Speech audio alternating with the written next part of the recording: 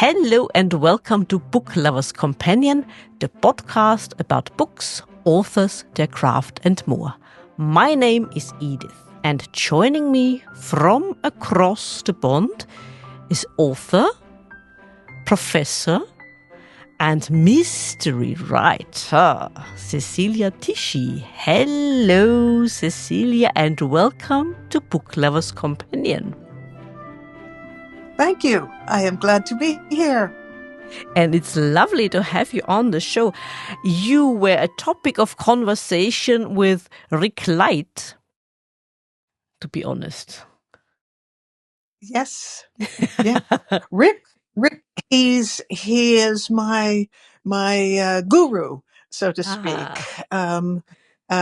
helping me to reach out with my mystery novels. There are so many mystery writers now. It's as if we are a crowd and all vying for a few hours of those who enjoy the dark side, shall I call it. If I may say, all of us who write mystery fiction, no matter whether we are rather like Agatha Christie on the milder side, the body's off stage, so to speak, or whether we are on the other side with blood and gore, the premise is always that the world has gone off the rails. Justice needs to be restored. So either there is an effort to regain a better past or to anticipate a future that will bring this unjust world to its senses and restore for the future. So it's either the past or the future, but every mystery novel or short story has as its premise, I think, the injustice of the world that desperately needs restoration. Mm. And to quote Miss Marple, always expect the worst from people. Then you will never get disappointed. Forgive me if I just laugh for a few moments. in this first quarter of the 21st century, that was supposed to bring us out of all kinds of misery, and instead we find ourselves. I think we would say there's a lot for a mystery writer to do, even in these 2020s. We're on it, yes. Mm-hmm.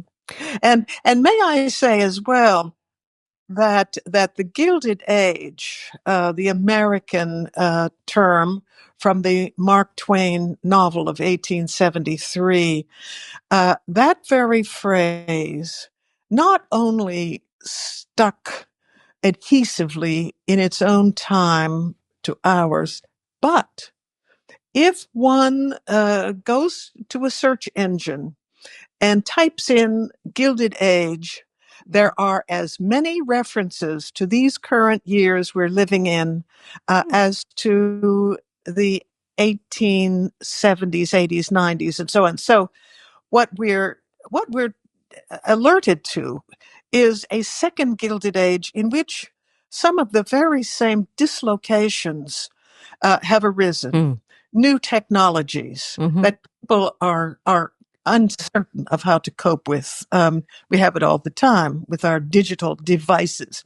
I notice the word devices now covers a multitude of little contraptions that may or may not work, and also political dislocations as well, and social tumult of various kinds. And just as in the Gilded Age of the past, there were episodes of yellow fever sweeping up from Mississippi Valley.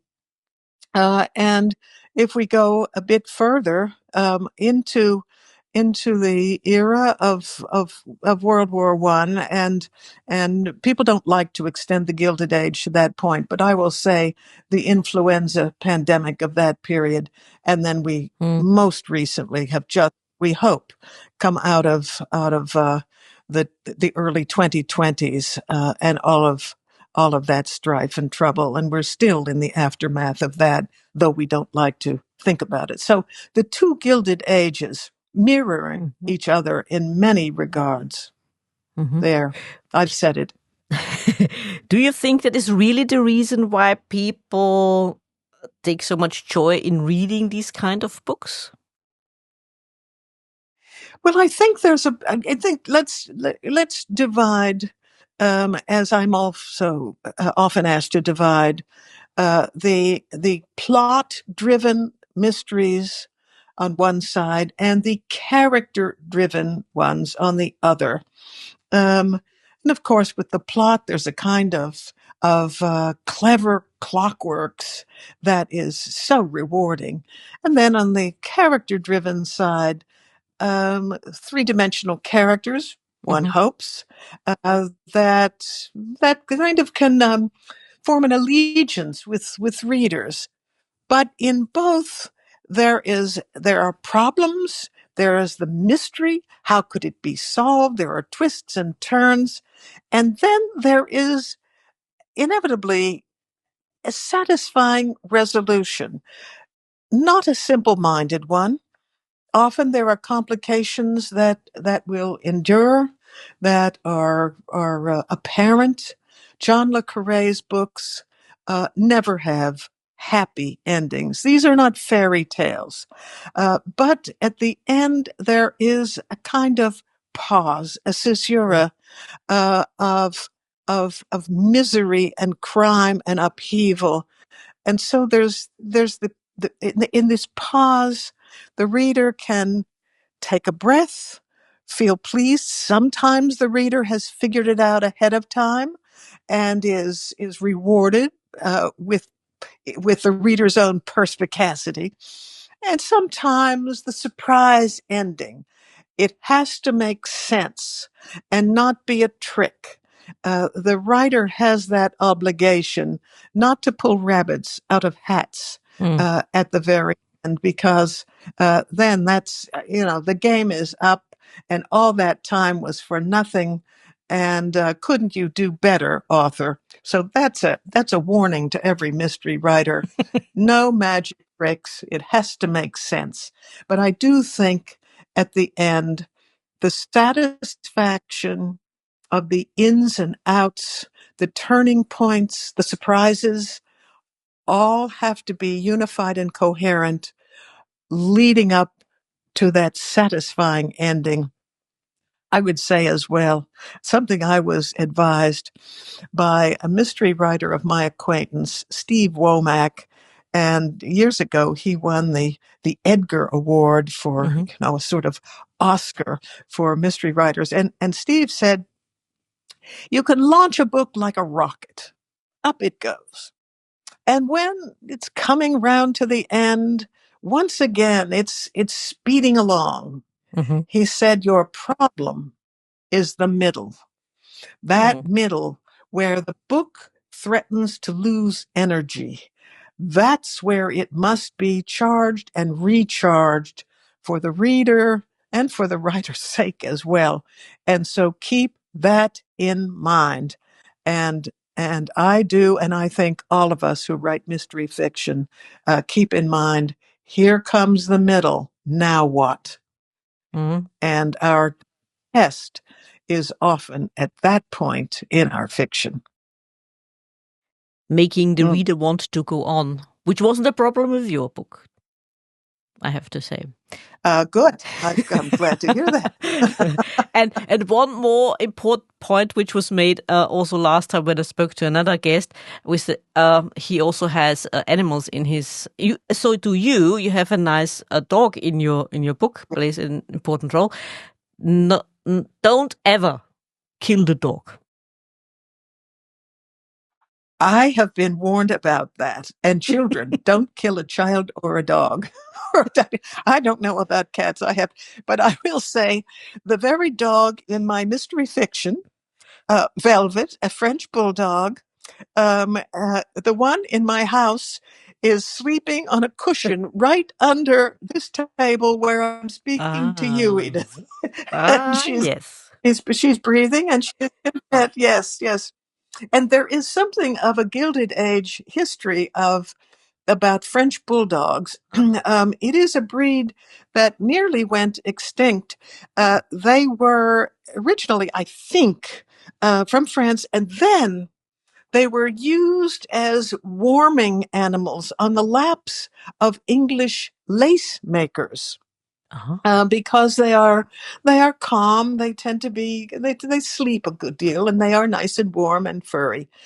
Well, at about the 1898-99 years, the Westminster Kennel Club Mm-hmm. that was founded here in the United States by August Belmont, one of the first of the Gilded Age moguls, a banker, and a Jew, which is always interesting because there was such anti-Semitism all around. But August Belmont and his fashionable wife, who did set the tone of society, uh, August was interested in animal. I think we would have to say eugenics, the Mm. purebreds, the thoroughbred horses, Mm. and the dogs. And he founded the Westminster Kennel Club, and many ladies took the lead in the club. Mm. They refused to let French bulldogs in because pugs were preferred, having folded over rose-like ears, rose petal ears, whereas the French bulldog ears point straight up. Hmm. And I think it was. I can't find this. I've looked historically, and any historical mystery writer or novelist generally, if you're going to write your historical period, you better do your research. So I've tried to find the history of how it was that the French bulldog got accepted finally by 1899 in the Westminster Kennel Club. I think that Alva Smith Vanderbilt Belmont, Mhm. second wife of Oliver Perry Belmont, who had a Frenchie. It had to be Alva's influence. She was such a powerhouse in society, even after she dared to divorce Vanderbilt and went into a kind of occlusion for about a year or two and then Mm. burst forth again as the new wife of Oliver Belmont and had a Frenchie. And I think Mm. it had to be. She was not to be denied, that woman. Oh, interesting woman. And so Also interesting what you said about research for authors who write historic fiction. And one of the British authors I enjoy reading is Linda Stratman. And she has this female, unlikely detective, but she does become a detective with a sidekick, a sort of a female version of Sherlock Holmes. And she once okay. said in a panel discussion, she's a meticulous researcher. Yeah, Yeah. really, Yes. really. And Yes. there, in one of her books, there is this cycling club. And she said there were cycling clubs, so not in this area, she mentions in her book, but it could have been. And that's the point. She researched it meticulously. It wasn't there, but it could have been there at that time because cycling was the sport that became fashionable at the time. All the people did it, even women did it. And there was a lot of change in this regard. And that's very important for her. And you also have to be careful. That's also another point, I think, when we speak about research, because a lot of authors fall into the rabbit hole of research and have a hard time climbing out again. And also the fact that although you have researched so much and you have such a vast knowledge of your subject and the time you write about, you have to be careful how much to put into your novel, because you shouldn't bore Very. the reader. Yeah. That is so important. there's the risk of overwhelming the reader because you want to put in everything you know, and it overloads the paragraph. And at first, and we've doubtless, you, I, and everyone listening remembers picking up a book, perhaps a novel set in a historical period. The first paragraph or two are dazzling. They're just dazzling. How could the author know so much? Then you get to paragraph 6 or 7, and you're inundated, and it starts to seem pointless, except for the for the shoveling in of data. And so the picking and choosing, and always in service to your purpose. If it's mystery, uh, setting the scene so it's real, and then endowing the scene with exactly what is needed to further the story, to deepen the mystery, to raise the questions, to propel the reader forward. And you're right; it is a tricky business. I will admit that for each of my mystery novels in this series, and you are reading number 6 in the series, Death in a Gilded Frame. In each one, there is the question of how much is this motivating the reader, as well as the characters, and what about me, the author? am I starting to bore myself? Am I cheating? Yep. And as you pointed out, not everything has happened exactly as it is portrayed, but it could. Now, you have seen in my book a luncheon scene. You have read a luncheon scene at Belcourt, which was Alva and Oliver's own Newport. The word is never mansion. You're allowed to say house or cottage, seafront. The luncheon is fictional, but the flowers, the guests, the events, the jewelry, who attends, they are all the personages of social Newport in that year of spring of 1899. And there it must be. So you're right. And any reader who understands the period is free to check for accuracy. Now that you have mentioned this book of yours, Death in a Gilded Frame, and have a little bit set the scene, what more can you tell our readers about this book? And of course, without giving too much away, introduce us a little bit to your characters and the plot, without, of course, giving too much away. Thank you, Edith. I'll do my best right here. Some of your listeners, viewers might recall a series from the 1930s, the Thin Man series. It was two movie actors playing the part of a sleuthing couple, and they had a little dog. And they were witty with each other, bantered a bit, different temperaments. And so I bring this trio, the couple and their dog, both up to date and back to the Gilded Age, with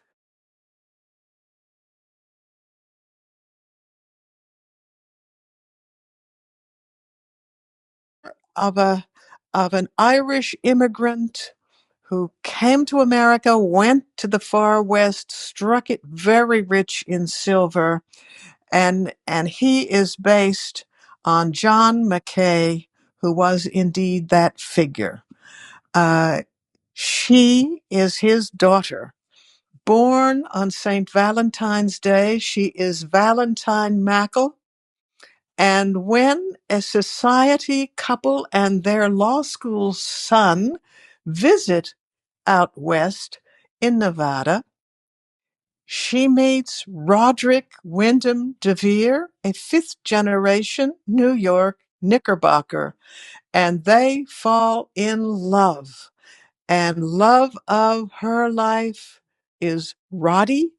And the two of them, upon her father's death, take up life in New York and summer in Newport, where all fashionable elite Americans spend 6 weeks, some from as far as north as New England, some from the deep south.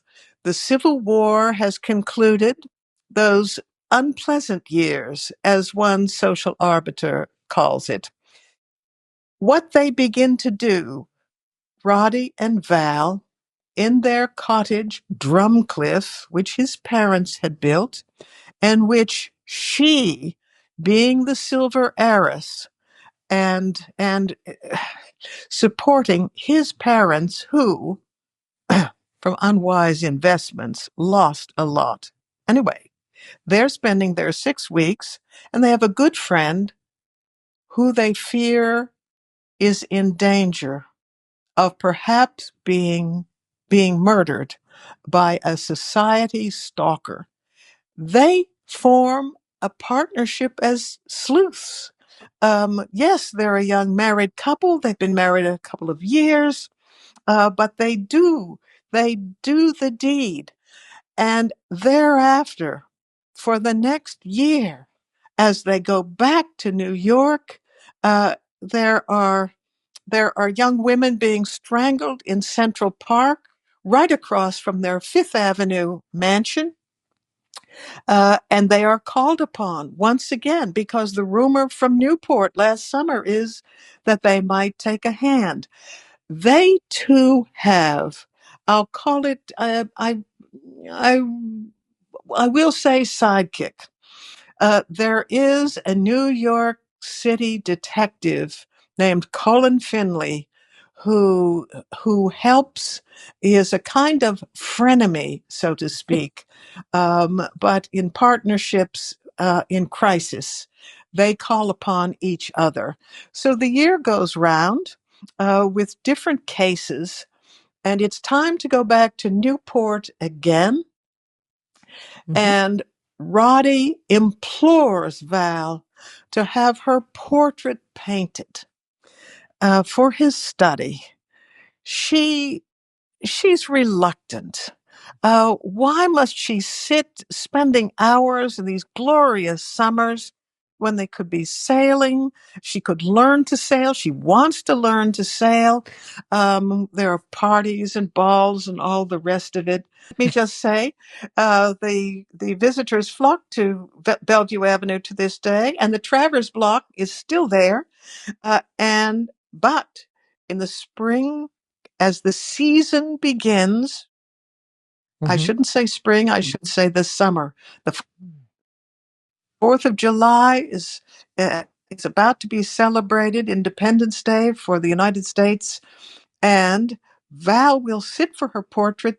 She and her husband go to arrange it at an art gallery on the Travers Block, a boutique gallery. The door is open, they walk in.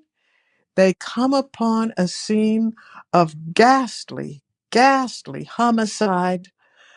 Val, who is impulsive at times, sees glittering a jeweled dagger on the floor. She bends down, picks it up, and others see it in her hand at that moment. And there is a cry, "Oh, what do we see?" And that launches the whole mystery because, of course, she becomes a suspect. Yes. And there is the social season ahead. And the question is, who did it? Why and what? And so we spool out for the summer of 1899 in Newport, and already our leading character is under a cloud and her husband suspected of somehow being an accomplice. Oops, yeah. And it also doesn't help that she's the girl from the Wild Wild West, does it? She can never be quite accepted in society, but she is too rich to be excluded. And so she's on that borderline, invited, but not entirely welcomed as a guest. She is there, but always under surveillance of a sort, and she knows it. Mm. And in the West, she was she was free in the Rocky Mountains. It was rough. It was a tumble down life. Winters under a bearskin rug in a scratchy wool union suit as her papa dug for silver in those veins of rock. And let me back up a bit. Edith, having identified the historical figure who I imagine to have been her father, there is another historical figure on whom I base Valentine Mackle Mm. de Vere. And this is Evelyn Walsh McLean, Mm-hmm. whose father did strike it rich in gold when no one thought there was still gold in the Colorado Rockies. Mm-hmm. Um, what I admire about Evelyn, whose life was troubled when she married a man, alcoholic, a great love, but in their trouble, she possessed the Kohinoor diamond, which is thought to have been cursed. Mm. Here's what I admire about her. When she slept on her satin sheets uh, in the East, in Washington, D.C., in Newport in the summer, she never forgot where she came from. Mm. And she alone, of all the social queens in Newport, knew the names of all her 30 servants and something about their lives. She knew them, and they knew something about her. She never repudiated her past, as so many did and have done since. Mm. That's what I always liked about her. And so my Val, Valentine McEldevier, is based on Evelyn Walsh McLean, and I've paired up two historical figures, John Mackay, that brilliant miner for whom the School of Mines at the University of Nevada is named the Okay. Mackay School of Mines, Reno, Okay. Okay. University of Nevada Mm-hmm. at Reno, and and um, uh, and Evelyn Walsh McLean, Mm-hmm. who is a great therapist as well as a fine woman. Mm-hmm. Sounds very admirable. Two things. I'm so glad that I was right because with one thing, namely the Thin Man. When I started reading your book, I thought, oh, that reminds me so much of the Thin Man, and I was right. Okay. You were absolutely. Yes. That's the Yes. and lots of people. There is a Facebook site, Thin Man site, with Okay. Myrna Loy and William Powell and the little dog. And of course, in the films, as of 1933, Prohibition comes to an end. And we see their movies. They've got cocktails in their hands at every moment, and there they are celebrating the end of what the social critic H.L. Mencken called the 13 unpleasant years. Yes. Okay. Okay, that's the first thing. The second thing you just mentioned about your historic character you based your fictional character on. Um, with great wealth comes a great responsibility, and a lot of people are not aware of that. And this woman seems to have been very much aware of that. Yes. In every one of my books, there is some theme or thread running through, with Val especially, but also with her husband, but with her especially, of the social inequalities of the first Gilded Age that beset us once again. Mm-hmm. I have in my last years, many years, teaching in the classroom at Vanderbilt University and in the library, I became increasingly drawn to the literature of the late 19th century and early 20th. And I'm thinking of two writers particularly, and I offered readings in their books to my course students in my courses, Edith Wharton and Jack London, Mm-hmm. and wrote a book about Jack London. Jack London, A Writer's Fight for a Better America. He grew up poor.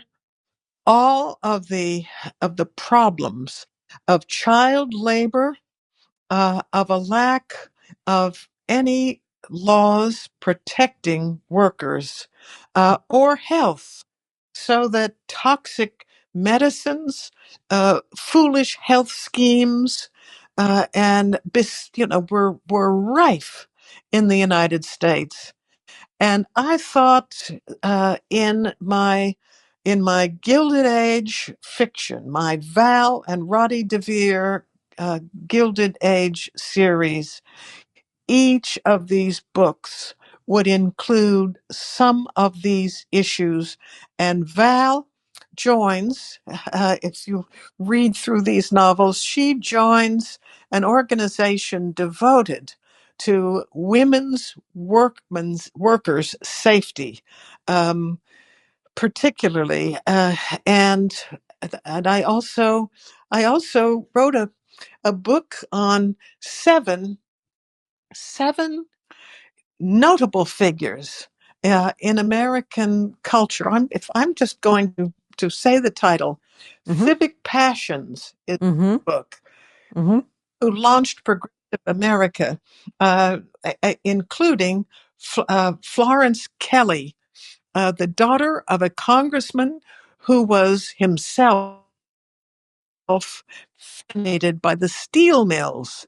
And he took his daughter, little Florence, to see the mills. And what she saw were the boy workers carrying the buckets of water into the winter nights from the hot mills, catching pneumonia and dying, and knew her life would be devoted to child labor and all laboring persons, Mm-hmm. old or young, their well-being. And so I got deeply into the documents of this era. And yes, in mystery fiction, it has to be a theme, a sub what plot or a thread, but there it is with a message. Mm-hmm. Otherwise, I would feel it not worth my while. Mm. And on a more humorous note, this was very serious conversation now. On a more humorous note, don't worry, it was very interesting. Do you also enjoy the occasional cocktail, just like your protagonists? Well, yes. Uh, uh, Roddy, it turns out, when he was in his teens. And he would spend, as his parents thought, an afternoon at the Barnum Museum looking at whale's teeth and mummified Egyptian, I don't know, pharaohs. And it bored him, and he went down the block to a bar where a bartender named Jerry Thomas, who was an actual historical inventor of cocktails, he was mixing drinks with fruit and garnishes. And Roddy became fascinated and determined he would learn to do this. So here's what we find in the novels. Roderick is an attorney who defends taverns and hotel cocktail lounges from the temperance women who threaten to shut down all alcoholic drinks in America. And at the same time, he is a secret master mixologist.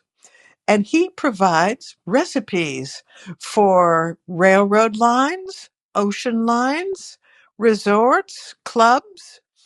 He does not want to take credit because, after all, he is a man in society and he is an attorney and he wants not to besmirch his reputation in any way. So he lets the bartenders take the credit for the drinks he invents.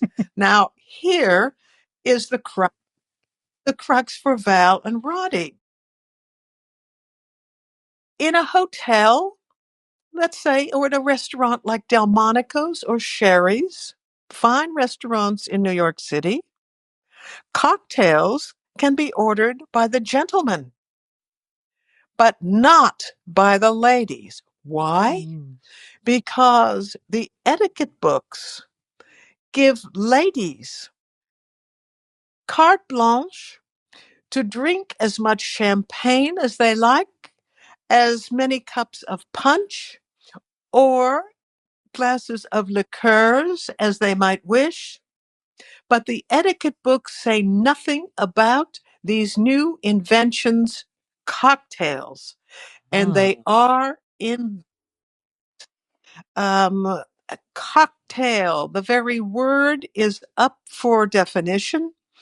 And the backstory that I think is most accurate is quite simply that in the animal world, especially horses, the thoroughbreds, pure lines back through stud books, the dam and the sires, their tails wave freely.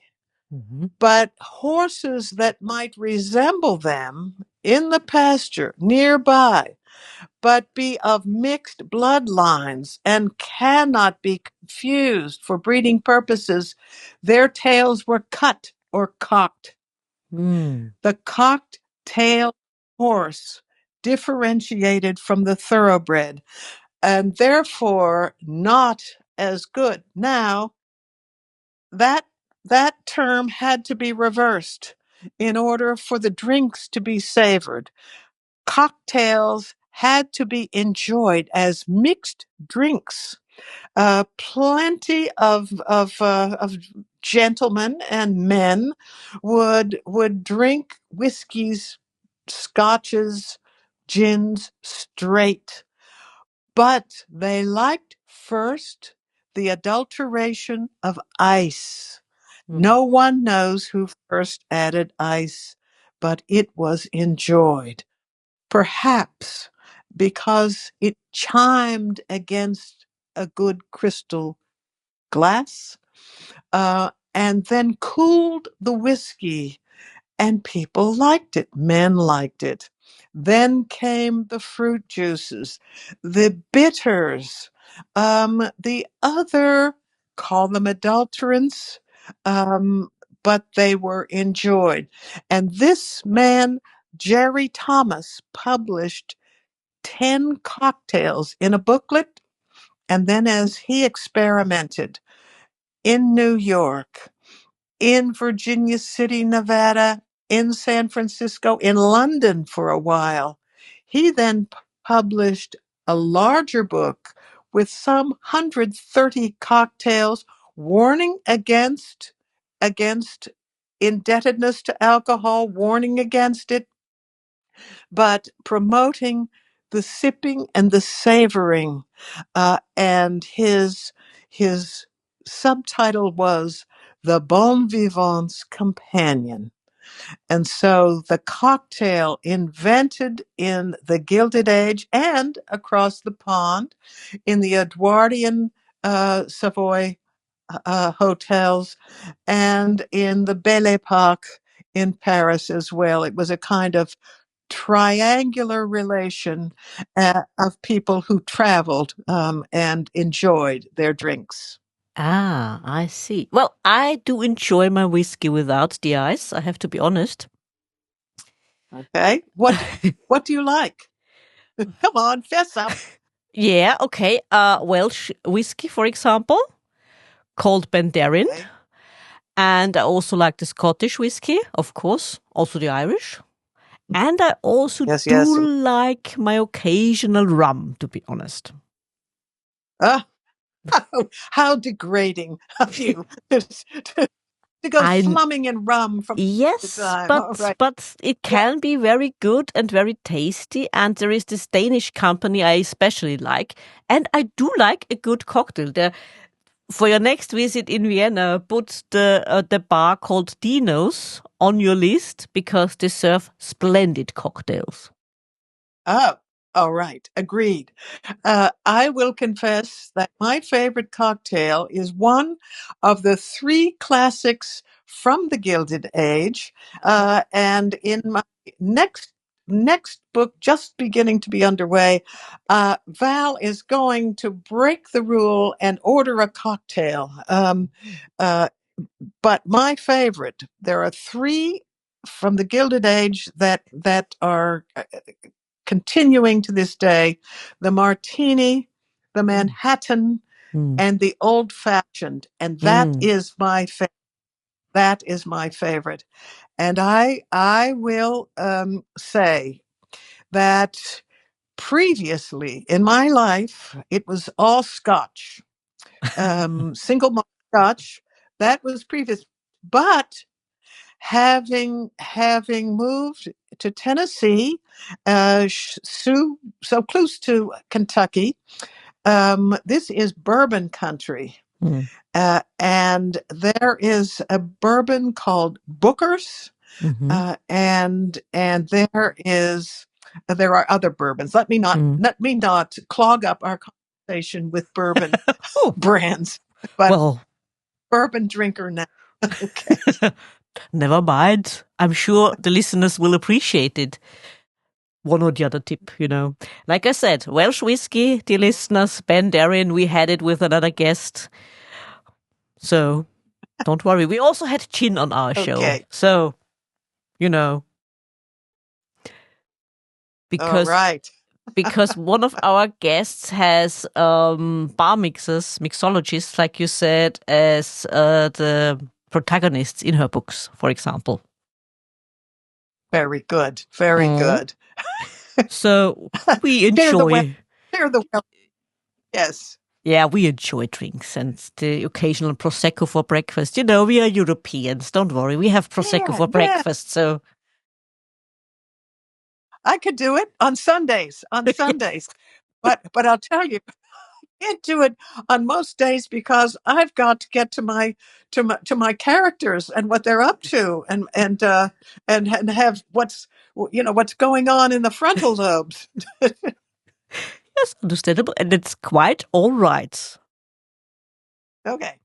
Absolutely all right.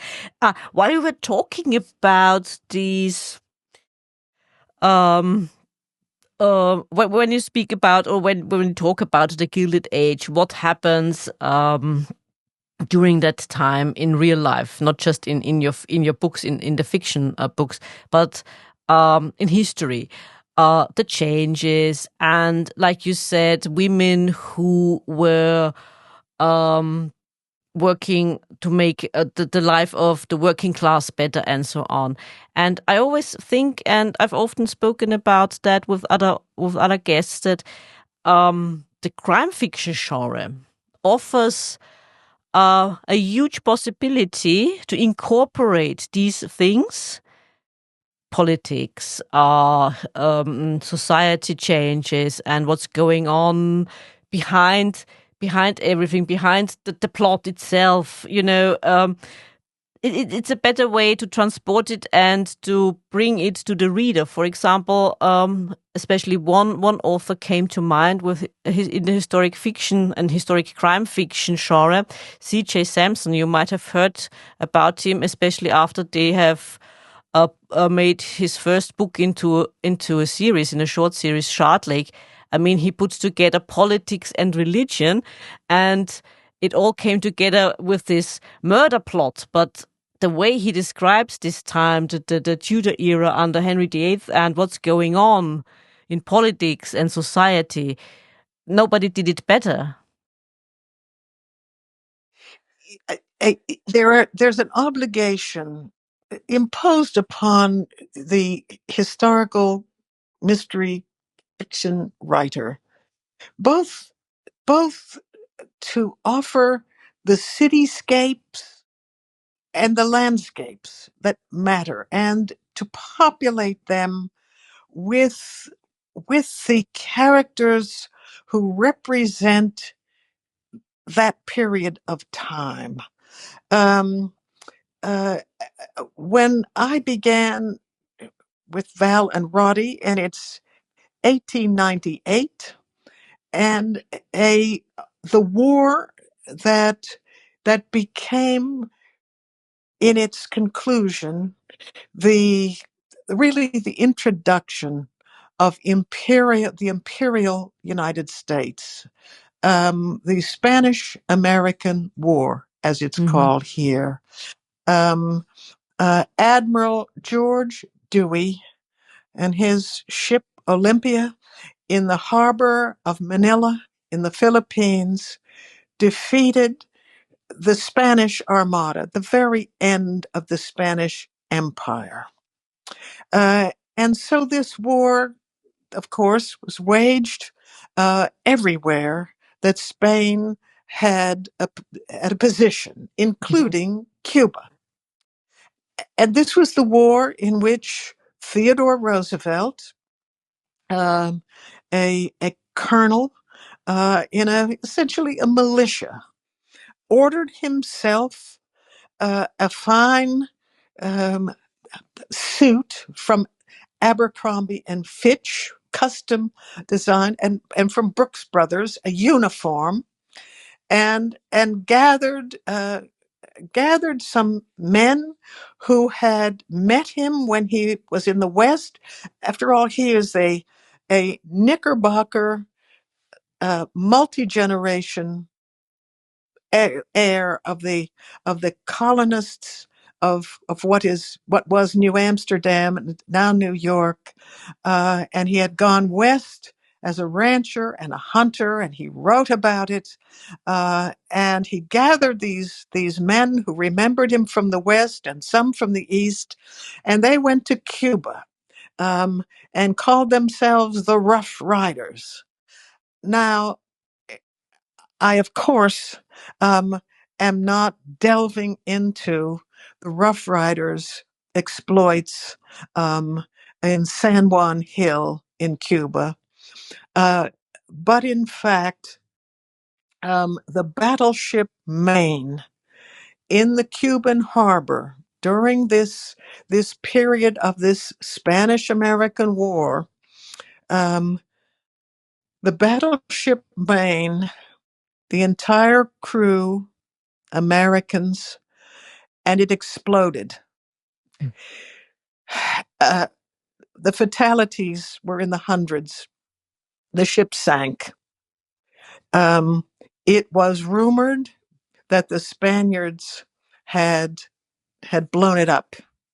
And the rumor became, in the Hearst newspapers,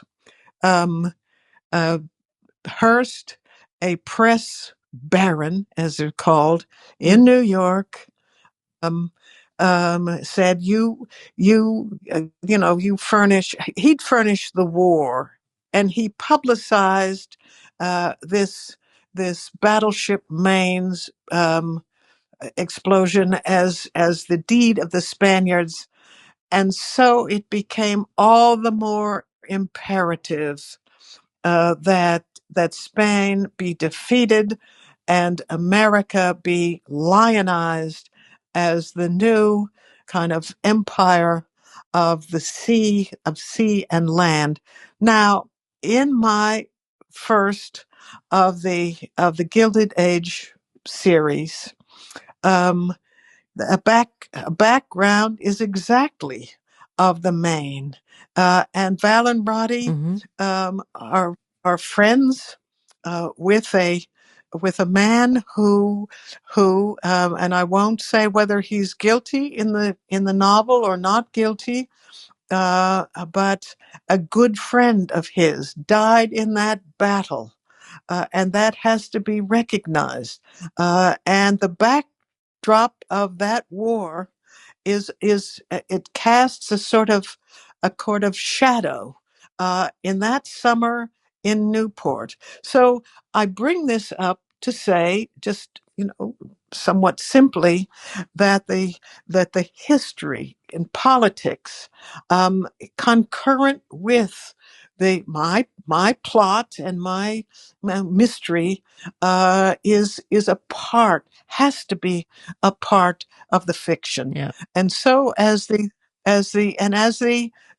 year proceeds, if I may say, in the next mystery, they're back. The Val and Brody, the summer is over. They're back in New York, and young women are being strangled in Central Park. And it is important to bring forth the real history of Central Park.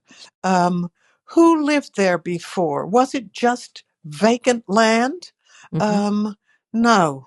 There is a dark history of occupants, including, not to spoil the plot, but Val and her husband always heard it was just scrubland and a few wild pigs, and that all had to be just cleared when the contest for park design by Calvert and Vox. I called it Vaux, but Vox is the pronunciation. They won the contest, and it began to be cleared. Well, who might have lived there before, and what happened to them, and why should Americans care? So every one of my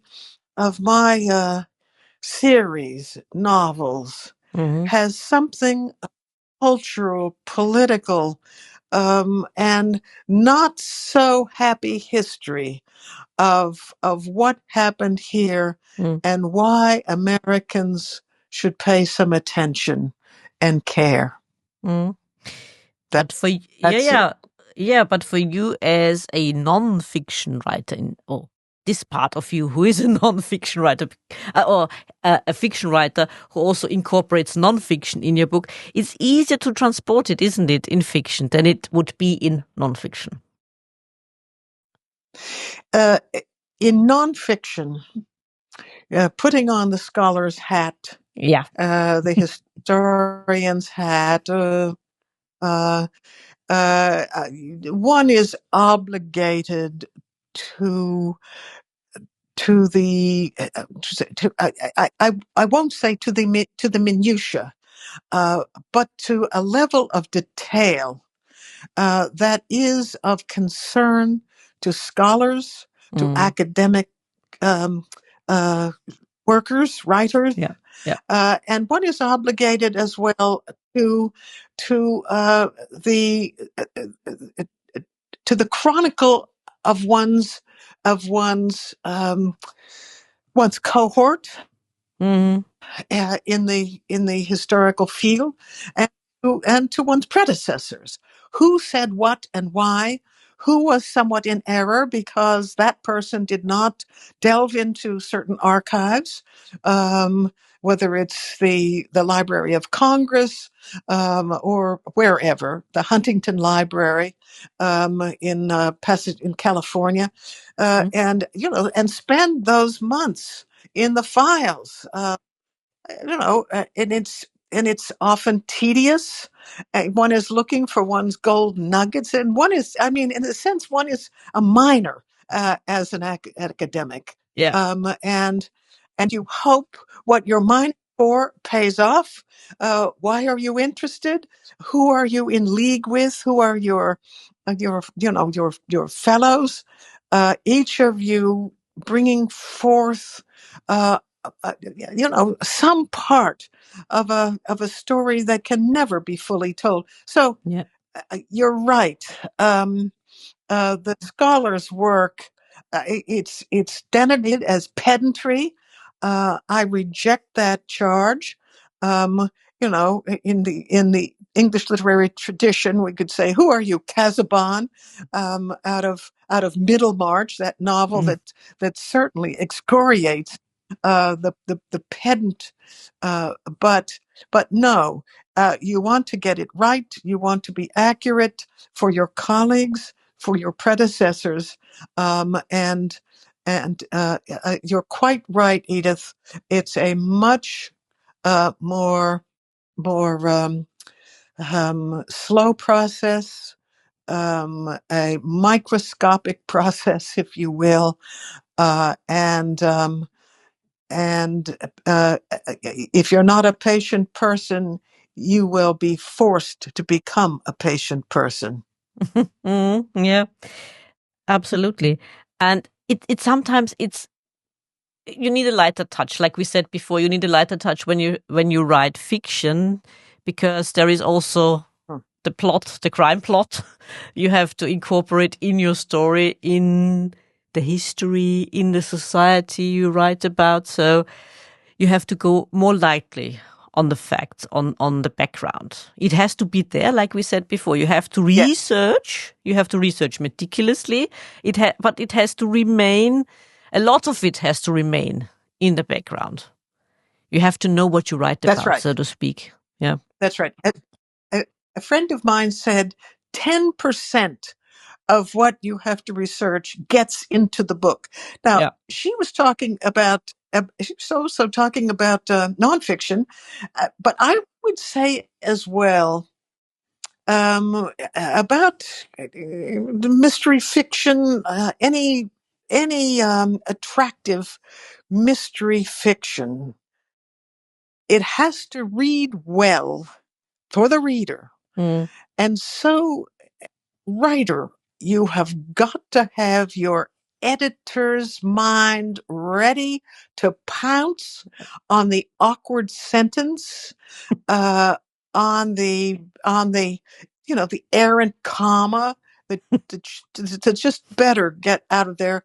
And the word that, as I've been to, get rid of those that's that don't, they're just, you know, it's if I say it ain't easy, um, in order and reading aloud, you can hear the clunkers, and you want just the right word, not a substitute word, not the one that will do. You have to give your readers little presents along the way, little gifts. What those are: interesting turns of phrase, words they didn't expect but are just right. A little twist that comes out of nowhere but fits just perfectly. Now, it's as if you're a jeweler setting brooches.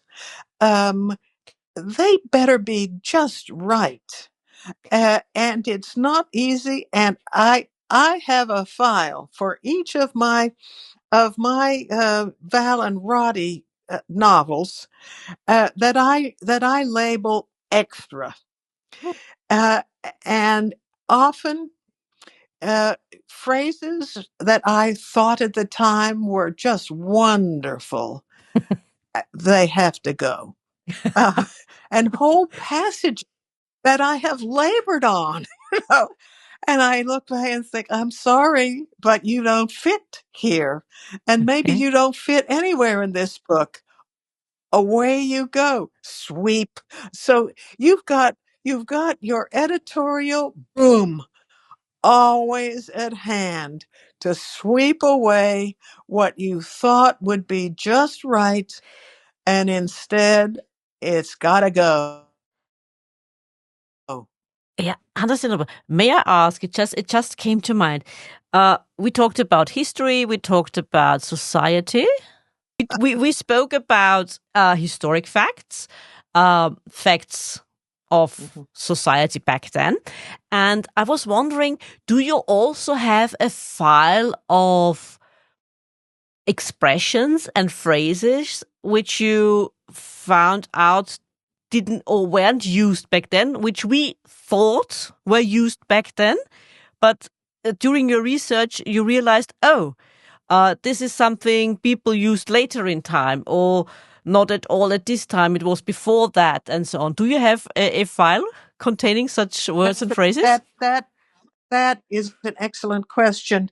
I don't have a file, but I read popular fiction of that period, and I kind of pluck. Maybe I do have a file. Pluck. Also, especially with colloquial terms, slang terms. I have the question: was it in play at this time? And I look it up. The Oxford, the OED is a perfect place. And sometimes, to my chagrin, it didn't come in for another 15 years, so I can't use it. I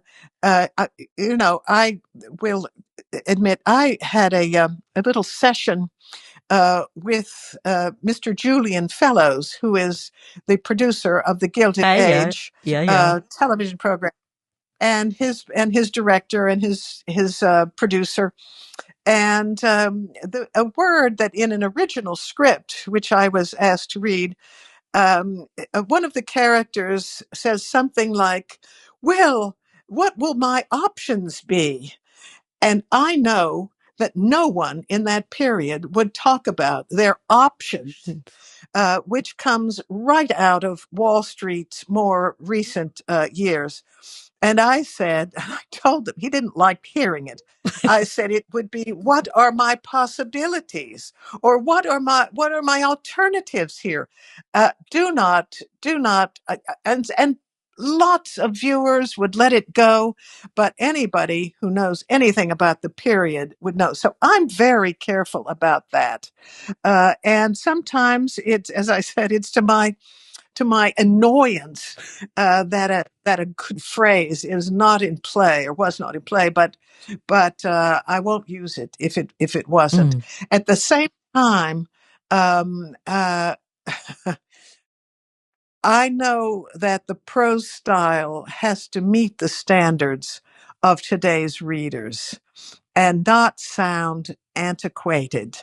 Perhaps I quote someone's letter of the time. Perhaps Val's good friend Cassie writes to her a short note.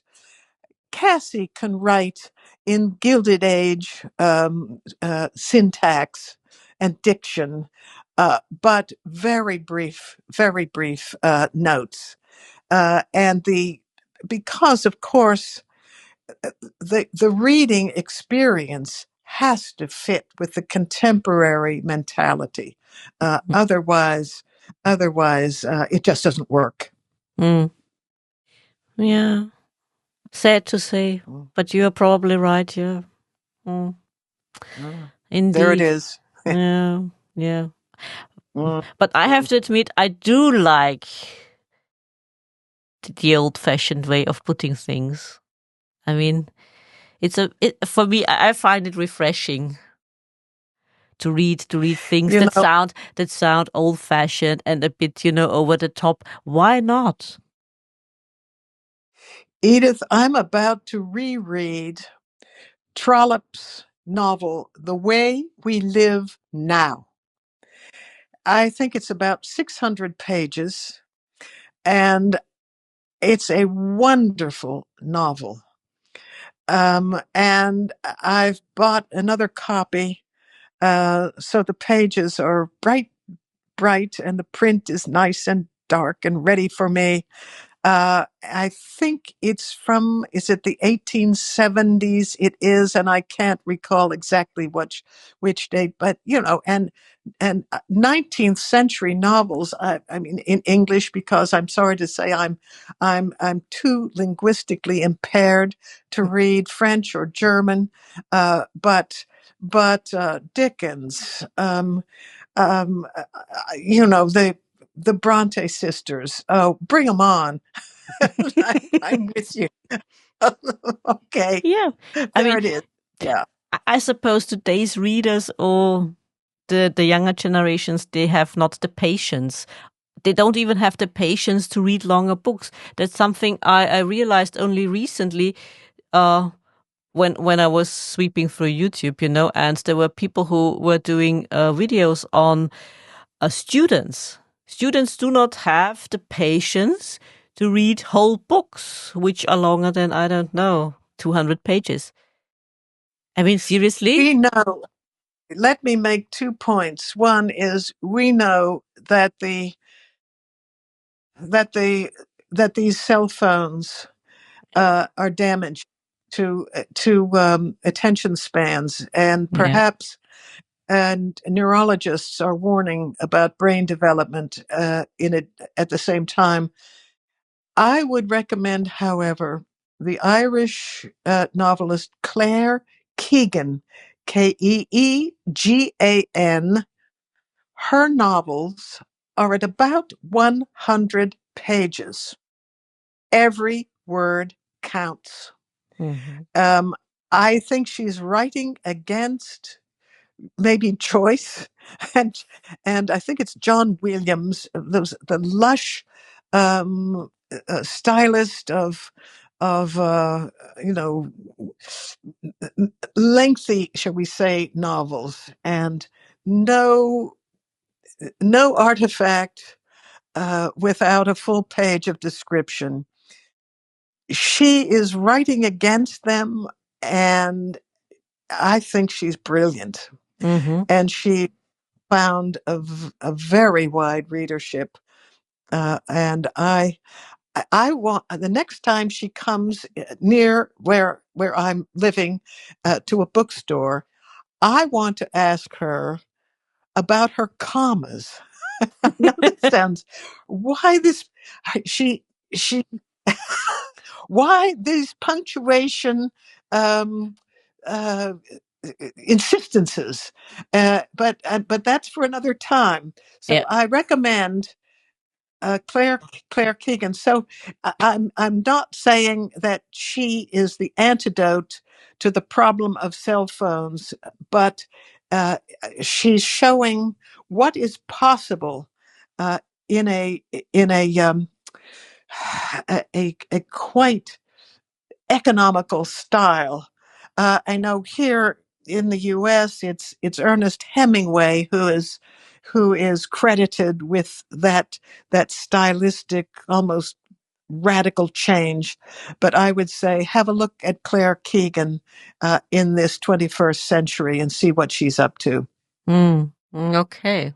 Also for me to look up. Uh,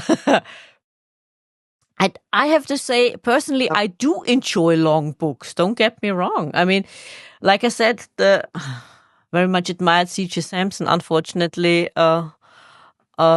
he died this year unexpectedly. Um, writing his book number 8 in his Shardlake series.